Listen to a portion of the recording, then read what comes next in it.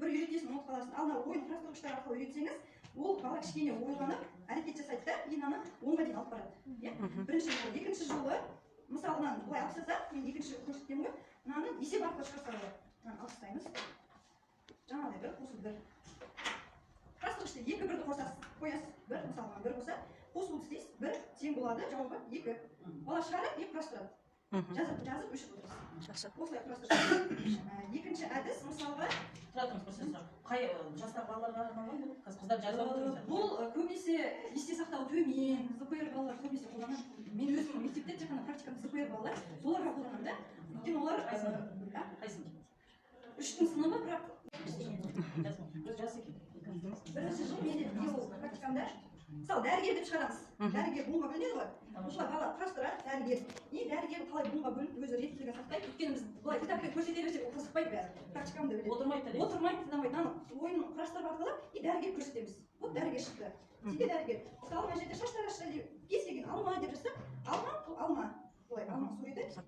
Шын алманың өмірлік қолы беріп жіберсек болады. Екінші әдіс, сосын тоже осындай құрастырғыштар көп қой, дайын. Ал бұл өзім жасаған құрастырғышым. Былай бір-бірінің ішіне киіледі. Но не, мысалы бұл асқабақ. Бала алады. Асқабақ. Какой-то там красивый, можете так повернуть. И вот вы сейчас тоненькой струей попробуйте согреть этот свой любимый пальчик. Просто согреваем, дуем. Пока не согреем, дуем. Может быть, кто-то вот этот пальчик. Спасибо. Понятно, да? Ну, это самое простейшее упражнение. Дыхательных гимнастик очень много. Если откроете интернет, там найдете множество всяких, да, вы это все прекрасно знаете. Но это самое простое, когда ничего нет рядом, и вы можете применить. Может быть, что-то другое там вы покажете, не пальчик, а что-то другое, да? Итак, упражнение алфавит. Работают у нас двигательные анализаторы, да, и зрительные сейчас. И еще мы будем сейчас с вами проговаривать. Смотрите, алфавит я покороче сделала, чтобы в целях экономии времени. Под каждой буквой написаны буквы П, В, О, Д, Е, Ё, Ж, З, П, К, П, М, Н, О. Приехал Марат летом в деревню из города. Все незнакомо. Вышел во двор, а у крыльца маленький ягненок ест из корыта. На заборе петух сидит. Крылья у петуха большие, гребешок красный. Заглянул Марат в сарай, а там корова Зорька стоит, сено жует. Такого в городе не увидишь. Итак, я не спрашиваю, сколько раз пока. Ну вот смотрите, 1, 2, 3, 1. И это нужно увеличивать скорость быстрее. Не так?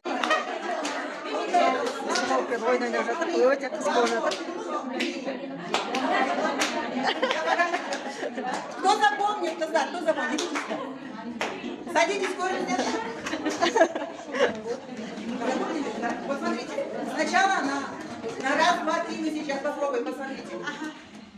Раз, два, три, раз, два, три, раз, два, три, раз, два, три. Теперь, смотрите, теперь мы не говорим раз, один, мы теперь говорим вот так, хлопаем вместо 1. 2, 3, продолжаем. 2, 3. Не я. Вы сказали 3, я свободна. 2, 3, 2, 3, 2, 3, 2, 3. Понятно?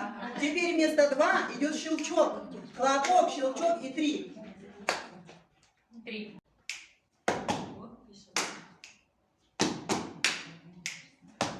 Понятно? Все движения. Сәлеметсіздер, құрметті әріптестер.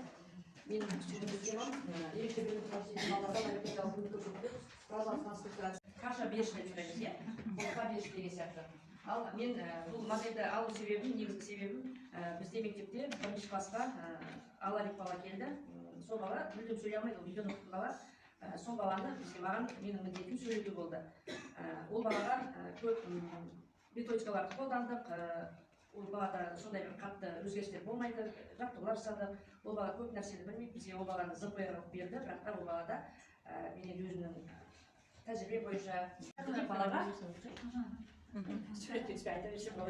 жоқ, айта беріңіз. Балаға әр екі сөзден сұраймыз. Ол жерде кім не естеді дегенде бірінші зат есіммен етістікті пайдалану арқылы.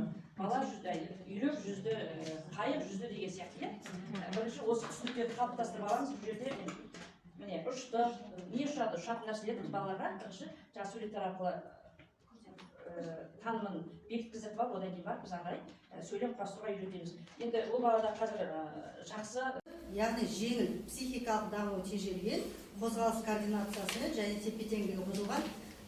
Бұл жерде мышығы баланың зақымдалғандықтан сөйлеу қабілеті де және қолдың моторикасы өте нашар дамыған бала. Менде нолевой класстан бастап келе жатыр. Бұл баланың енді әлеуметтік жағдайда, тұрмыстық жағдайда кішкене қалай айтсам болады, неполный семья, әкесі ғана қарайды, анасы қарамайды деген сияқты кішкене қиындықтарымыз бар. Сол себепте мен балаға көбірек жұмыс жасағым келеді. Жаңағыдай сіздер айтып жатсыз ғой, бір апта жұмыс жасаймыз деп. Ол енді білмеймін, мен сіздер үшін реально шығар. Бір аптада өте ауырлау. 2-3 сабақ аласың, бала уже жалғады. Тем более біздің балаларымыз тамаша. Менің елім мәңгілік. Алғысым шексіз барлықтарыңызға. Енді осының ішінен мен отыра беріңіздер, мен енді мына 4 сөз етіңіздер. Кім бірінші бітеді екен, бір парақты бітіруіміз керекпіз. Сыныптан шықпау керекпіз.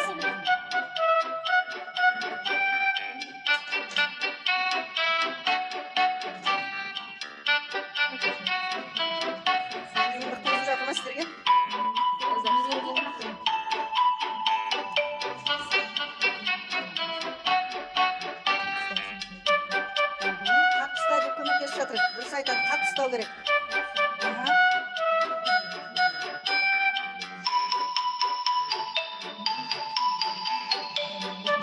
Баланың тактильді сезімін қалыптастыру керек қой бізге.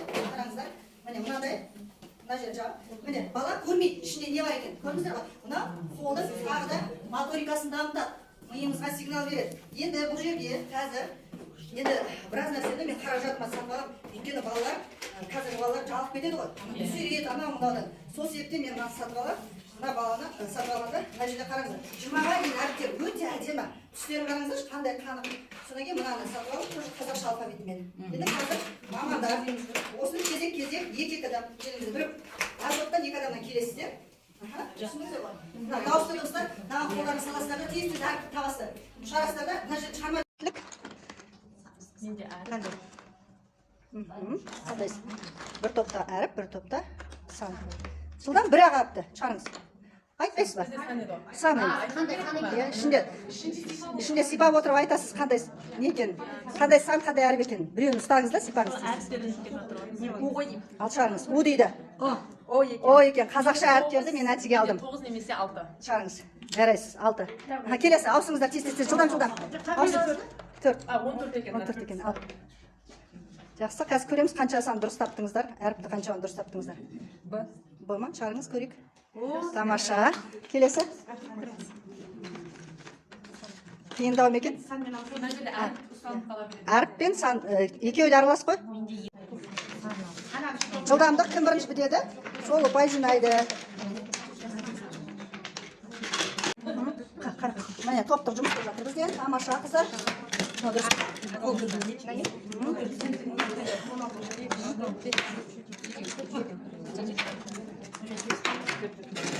Бір-екі адам жюриға келсеңіздер болады, санды дұрыс болды.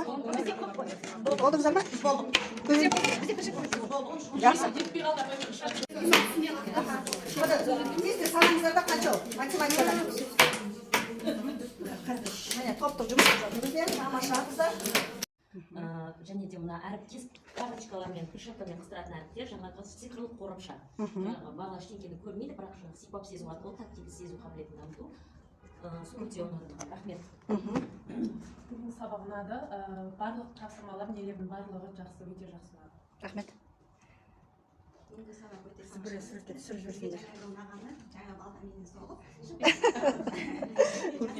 Балғамен, иә? Анашы. Қаттырақ дейді. Ой, жоқ қой. Алған тапқағым. Оған міндетті түрде түсініктемесін жазамыз. Осы жаңағы жеке дамыту бағдарламасында балаға алған сөздерді, сөйлемдерді, 3-ші сыныптың бағдарламасындағы лексикалық сөздерді, лексикалық, грамматикалық сөздердің барлығын осы жеке дамыту бағдарламасына салып, одан кейін оны күнтізбелік тақырып бойынша күнтізбелік тақырып жасап шығамыз. Енді одан кейін қымыз жасаймыз деп барлықтан білесіздер. Оны қазіргі бұйрық 383-ші бұйрық барамыз деген сөздер бар, кел деп айтады. Сол баланы бізде жаңағы әріптер әлі дұрыс танымай жатыр. А әркім ғана таниды, дауысты дыбыстарын бір екеуін шатастырып айтады, бірақ әлі де қайтадан сұрасаң ұмытып қала береді. Сол балада қазір бірінші класстан бастап келді, ол бала сөздік қоры дамыды, бірталай сөздік қоры бар. Енді осы әріптерді шатастырады, сондықтан дауысты дыбысты әріптерді жылжыта отырып, міне ы дыбысы дауысты, келесі л әріпі, осыны бала өзі самостийно жазып шығады. Көреді көзімен, оны жазып шығады, так еді, иә? Сипат сөйлейтін өзі жылжытып отырып әріптерді. 42 әріпті қойып қойып балаға дауысты дыбыс, дауыссыз дыбыс, бала өзі ручкамен мына жерге самостийно жазады. Моторикасы дамиды, көру қабілеті, есте сақтау қабілетін дамытады болсын. Әріптерді дамытады. Екінші бетіне сан қойып қойғаны ғой, или бір бетіне дауысты дыбыстар, бір бетіне дауыссыз дыбыстар. Ой келді, осы неге логополияны неге мен балаға байқамасқа? Өйткені ол стратегиялық ойын ғой, баланың логикасын дамытатын монополия деген ойын. Осы ойынды алдым мен балаларға. Ол ойында мынадай кубиктерді тастаймыз. Бала осы кубиктердің сандарды біледі, моторикасы дамиды, осыдан санайды неше күн. Сол бойынша балада монополияда қандай әртүрлі текшелер бар. Машина нелерше, сонымен мына менің ойына жүріп отыр. Бір, екі, неше кубик түсті, үш саны түсті, бір, екі, үш. Мына жерде сұрақ беріледі. Р дыбысын айт, или Р дыбысы сөздің соңында келетін сөз деп айт. Келесі, тағы да екінші бала ойнайды. Бұл ойынды 3 бала, 6 бала ойнауға болады. Балалар өте қызығады осы ойынды келіп ойнап деп. Мына жерде әртүрлі күз мезгілін айтады, дыбыстарды айтады, мақал-мәтел айтады, сөйлем құрайды суреттерге байланысты. Жеке суреттер дайындап қоямыз. Сол суреттер бойынша сөйлем құрап өздері айтады. Барлығы электронды түрде жасалады. Енді біз сабағымызда көбіне бұл платформада тесті және сұраққа жауап, жаңағы мен математика пән болғаннан кейін жаңағы есептерді қалай шығару методикасын қойып, осы жерде балалармен жұмыс істейміз. Жаңа бір әріптесім көрсетіп кетті, бақамен жұмыс, бақамен есептеген. Бұны біз көбіне 5-ші класстарда қолданамын, себебі бала есеп шығару арқылы жаңағы қызығып отырып жасайды. Келесі платформамыз Kahoot, енді оны білесіздер сіздер. Kahoot'та да жұмыс істеуге болады. Менің сыныбымда, енді біз жоғары сыныпта жұмыс істеген көбінесе кездесетін бізге құлағы нашар еститін бала бар және көзі нашар көретін оқушылар бар бізде. Енді ол оқушыларға өзім 9-5 сыныпта менде сондай оқушылар бар. Ол оқушыларға 5-10 минут қана отыруға рұқсат етеді компьютерда. Жаңағы ата-анасының жаңағы деген уақытта мен осы бірдей баламен бөлмей, осы технологиялар арқылы келіп берсем, сонда олар бірге заниматься еткенін көреді да, сонда жаңағы олар айтады, справедливо дейді ғой, балаларда сол важно ғой, это справедливо дейді. Это справедливая работа деп, ол Артемға жаңа WhatsApp-тан жазады. Артем, молодец, ты столько сделал, ты вместе с нами работал деп, сол оқушылар кері байланыс балаға беріп отырады. Жақсы, қалай ақпарат береді?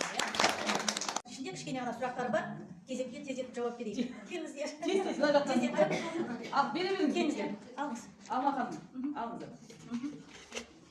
Тездетіп дауыстап оқып, сұраққа жауап беріңіз. Алдында спикерларға да берсеңіз болады.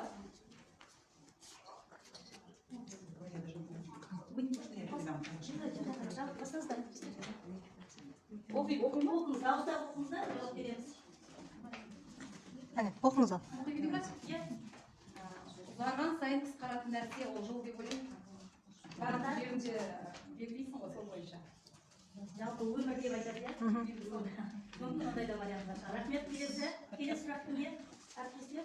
Бір қаладан екінші қалаға барады, бірақ қозғалмайды, ол не уақыт жол көтерілді деп айта аламыз. Сондықтан осындай сабақтарды өткізуде сіздерге ұсыныс жасаймын. Назарларыңызға рахмет.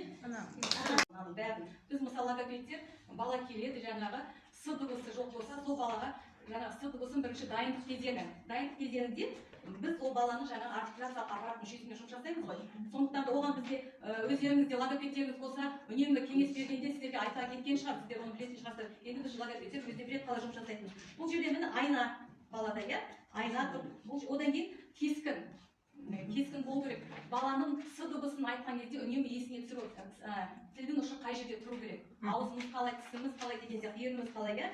Енді осыдан бала қызығып орындайды, осы бойынша. Енді бала бұл жерде тек қана қарап жасамаймыз. Бұл жерде моторика. Енді қарап отырмыз, лейбук дегеніміз іші бүктемелер, қалташалар, замоктар, түрлі ұсақ түйектердің бәрін барынша бүткіл жерден іздеп жабыстырамыз. Енді мен өзі бәрін алып шығады. Міне, мынандай нәрселер. Енді осыдан бала құрастыру керек. Егер де ол балаға кішкене қиындау болса, мен үлгісін беремін. Тура осыны. Қазір құрастырып деген кезде жаңағы кішкене барайын. Міне, қараңыздар. Мынау не? Сақина. Мынау басы с дыбысының. Әріп қойын, біз енді әріп құрастырамыз.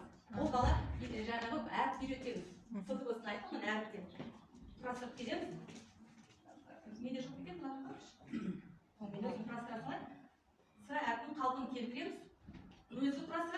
қиын болса үлгіні астына қойып қойып сол бойынша құрастырады. Енді осы жаңағы суреттерді құрастырған әрбір құрастырылды міне.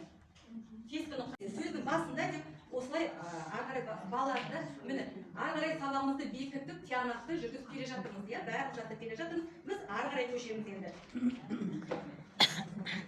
Мына жерде енді қима суреттер. Қима суреттер бұл жерде балаға береміз. Бұл да с дыбысына байланысты суреттер. Оқыр жағынан жаңа қима суреттерді құрастырып, түрлі үлгі бойынша міндетті түрде үлгі болу керек. Егер де көп болса, кейбір балалар бірден құрастырады, кейбіреулер қиналады. Қиналып жатса, жаңа үлгісін қойып қоямыз. Қиналмайтындай баланы байқайсың ғой, ол кезде өздері құрастыра алды. Одан кейін бұл қандай суретті құрастырғандарын айтып береді. Жолбарыс, бұл жерде де сөздің басында ма, аяғында ма деген сияқты сұрақтар қойып кетеді. Біз енді сөзде машықтандырып бекітіп жатырмыз ғой. Енді қараңыздар, асқа, қасқа, ат мінді. Мақса, басқа, ат мінді. Жаңылтпаш, енді біз оны жаңылтпаштығын тез айтамыз ғой. Асқа, қасқа ат мінді, мақса, басқа ат мінді деп міне. Тез бұл енді мнемотехниканы қолдан кетуіміз бұл жерде. Осы бойынша балада есіне сақталады. Жаңылтпашты айтып бол енді сақылдатып, тез айтып отыр, жаттап алды, неше түрлі түрлендіп осы қалтаның ішіне сала береміз. Және сұлғиян, сосын кейін неше түрлі қалыптар бар ғой. О да қалыптар, мысалы, мынау ұшақ, енді ұшақта бар ма с дыбысы? Жоқ. Қасына мысалы тасбақаның қалпы болады. Оған салаттағы жаңағы біз табынға екінші өмір сыйлаймыз дейікші. Мысалы, оны аласында мынаны сен үйге барып ары қарай қолданасың. Тасбақа дегенде бар ма деген сияқты тағы да бұл жерде тағы бекітіп кетеміз баланы. Тағы да қолымен тиянақтап тұр. Енді соңында баламыз жаңылтпашты айтты, сөздің басында, ортасында бәрін айтып отыр ғой. Соңында бала енді сөйлеу тілінде, жаңағы әңгімелеуде бала нақтылап айту керек. Енді соны көруіміз керек енді. Балаға мысалы мен мынандай суреттер тұр. Әртүрлі төртке бөліп қойдым. Осыларды мына жерде тышқан жаңағы спагеттиді ұрлап жатыр мына жерде. Мына жерде мысықтың көзі бақырайған, таңғалып тұр. Алдындағы ыдысы жасыл, қолы қанша сөз оқыдыңыз? Ол енді оқу жылдамдығына осы дислексияға сіздің ойларыңызды айтсаңыздар. Оқу қабілеті бұзылған оқушыларда қандай қиындықтар кездеседі? Оқымай екінші әріпті көрсетеді. Ол дегенде ло деп. Тағы да қандай дыбыстарды алмастырады. Иә, дыбыстарды әріптерін емлесін оқушылар қызықтыруымыз керек. Сол тақырып бойынша оқушылар қолжетімді немесе ребус арқылы оқушыны қызықтыруымыз керек. Екінші, мәтін кезінде оқып оның кейіпкері, көрсеткіштері, яғни қандай мінез құлықтары соны анықтайды да, мәтін соңында яғни рефлексия жасайды. Яғни осы мәтінде ары қарай қандай өзгерістер ретінде қалай аяқтар ретінде, өйткені кейбір мәтіндерді біз аяқтамай береді де, болжау деген осы күні келіп жатыр, соны ары қарай болжайды қалай аяқтау керек. Келесі енді Дэвис әдісі дейді. Бұл кісі өзі бала кезінде осы немен дислексиямен ауырған екен. Яғни соны өте жеңіп шыққан зерттеуші Рональд Дэвис әдісті тапты. Ол бала кезінде өзі ауырған. Соның техникасы бала бірте өзінің ойлауын, есте сақтауын, зейін дамытқан екен. Ең бірінші ол кісінің несі бойынша барлық бүгінгі өз тәжірибесімен бөлісіп жатқан әріптестерге үлкен алғысымды айтқым келеді. Еңбектеріңізге тек қана шығармашылық табыс тілеймін. Осындай білгеніңізден басқа адамдармен бөлісіп жатқандарыңызға үлкен көп рахмет сіздерге. Осында отырған қатысушы әріптестерге де айтамын. Сіздер де өздеріңіздің әр семинар сайын, вебинар сайын, осындай мектепке дейінгі ұйымдарда ерекше білім беру қажеттілігі бар балаларменен жұмыс барысын оңтайландыру атты білім беру бағдарламасын жазып, аяққа кеше патентімізді алып, жақсы білім беру бағдарламасын аяқтадық, бұйыртса жазып, енді сол біздің бағдарламамыз осы июнь айында болады, бұйыртса июнь айында алғаш осы Жетісу өңірінде жаңағы апробациядан өтпек. Енді оған маған ұсыныс түсіп жатыр, алғаш өзіңіз тренер болғандықтан өзіңіз бастап осы курсты өткізіңіз бірінші деп жатыр. Енді көреміз. Оған әзірше вакансия должностьмен тұр. Ол курстың жүргізушісі, сондықтан көре жатамыз. Мүмкін сол тақырыпты өткізгенде, сол курсты өткізгенде сіздермен тағы да бас қосамыз. Мүмкін Жадыра Жолдасбекова, мүмкін мен өткіземіз, мүмкін басқа әріптес өткіземіз. Бірақ сондай жақсы бағдарлама қазір қысқа жазамын. Әдіс тәсілдер, тағы да Заманауи көрнекіліктер, тамаша. Тағы да мамандар бір-бірімен таныстырып қарым-қатынас әсіресе қалай болады? Коммуникация немесе. Иә, тағы да Мотивация. Мотивация. Тағы да білім қоржыныңыз толықтырылды. Тағы не болды? Не жақсы болды сіздер үшін?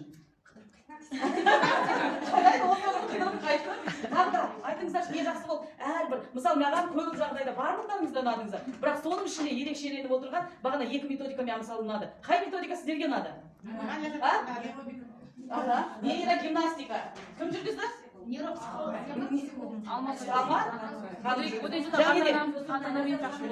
Ата-анамен жұмыс. Тағы да кіргізтіргіш. Тағы да баладан сұрай бересіздер. Барлық жауап жақсы деген жауап болмайды. Не балаға қызық болды бүгінгі тарапта, бүгінгі сабақта деген сияқты. Бұл тек қана бүгінгі семинарда емес, жалпы алғанда сабақтың үстінде нақты балаға не қызық болған, бала не түсінгенін осы жерде байқайсыздар. Түсіндіңіздер ме? Маған Жадыра Жолдасбековна сізбен кездескенім ұнады. Кездесіп былай жаза бересіздер. Енді не жақсы болды, нені жақсартуымыз керек өзімізде. Нені жақсартамыз өзімізде? Көбіректерді көбейтеміз. Тамаша. Практикалық материалдармен көп жұмыс істейміз, балаға ойын түрде көбейтеміз. Ізденеміз. Қандай? Енді уақыттың тығыздығы. Сырт қояйын, ренжімеңіз. Тағы да